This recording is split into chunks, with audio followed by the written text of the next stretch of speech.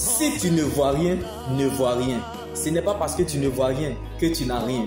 Donc quand tu veux voir ce que tu as, il faut savoir regarder ce que tu es. Car Dieu n'appelle pas les qualifiés, mais il qualifie ceux qu'il appelle. Dieu ne choisit pas les appelés, mais il appelle ceux qu'il a choisis. On ne l'a pas choisi, c'est lui qui nous a choisis. Personne ne s'est sauvé lui-même, c'est Jésus qui allait le chercher. Une chose, c'est qu'il y a des gens qui cherchent Dieu. Mais une autre chose, c'est qu'il y a des gens que Dieu cherche. Dieu a nommé Saül, mais il a choisi David. Je me suis posé cette question. Mais Seigneur, pourquoi la gloire de cette dernière maison est plus grande que celle de la première?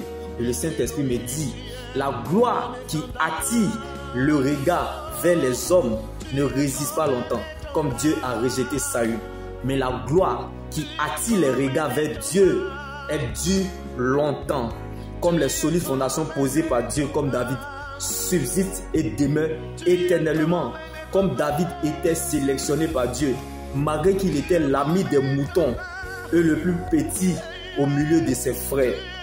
Mais à cause de la grâce, il est devenu le plus grand d'une nation. Et la bénédiction de sa famille reposait sur lui. Lui qui n'était pas cité parmi les grands, s'est retrouvé parmi les grands à la table des rois, il ne sait comment. À cause de l'atmosphère de l'alliance, la gloire du second temple dépassera celle du premier temple. Comme bien aimé, à l'époque où le roi Saül régnait, alléluia, son fils Jonathan était prince. Par principe, on remplace le roi par un prince. Mais David, serviteur qu'il était, a remplacé le roi Saül et il est devenu roi. Alléluia. Je ne sais pas là où tu te situes. La bénédiction n'a pas d'adresse. Moque-toi de tout.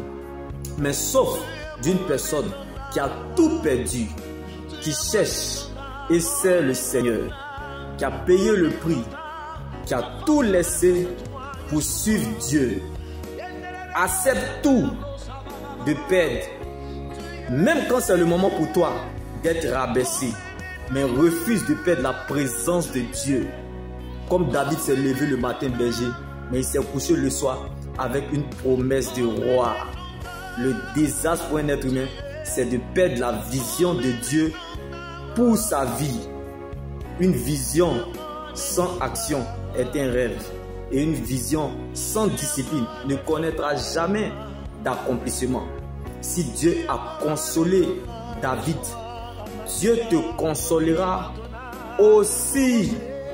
Comme David dans la bataille contre Goliath, l'Éternel est devenu serveur. C'était fini pour David. Mais Dieu a augmenté le temps additionnel. En Jésus, fini n'est jamais fini. Comme Dieu a pris quelque chose dans la forêt sans valeur, qui n'avait pas de forme, il lui a donné une forme. David était victime d'injustice, mais ses cris étaient des louanges à Dieu. Je ne sais pas pour toi, je ne sais pas là où tu te situes, je ne connais pas ta situation, mais je n'ai jamais vu un mort porter son cercueil. Un mort ne loue pas Dieu. L'Éternel te veut vivant, car un mort ne loue pas Dieu. Les personnes de grandes destinées ont de grands combats. Même si les plus grands accomplissements ont un jour été considérés impossibles, sache que la persévérance est la clé de ton exaucement, car tes combats dépendent de la valeur de ton étoile. La grandeur ne surprend pas les grands. Donc même si tu ne vois aucun signe avantageux jusqu'à présent, attends avec confiance comme David. Même si c'est long, elles arriveront sans retard. Pendant que le peuple d'Israël pensait et regardait David comme un insignifiant, Dieu voyait le futur roi de tout Israël. Si Dieu pouvait te montrer le futur, alors laisse Dieu gérer ce que tu ne connais pas. Car ce que tu ne sais pas est plus grand que toi. Les bénédictions futures attirent toujours des batailles et des combats dans le présent.